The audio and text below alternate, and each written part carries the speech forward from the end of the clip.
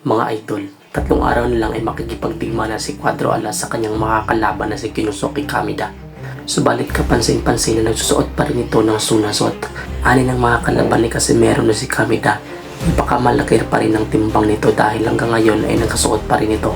Pero kalaunan ay nagpost na rin itong si Cuadro Alas sa kanyang FB page at pinakita ang kanyang bato-batong katawan. Makikita na handa na itong makipagpugan kay Kinosuke Kameda. Ani ni Casimero ay wala na daw poproblemahin pagdating sa kanyang timbang.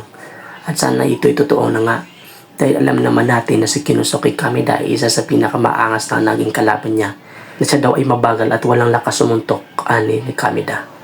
At kung matatandaan natin ay sinabihan din ni Kinosuke Kameda itong si Casimero na mabagal at bubong boksingero.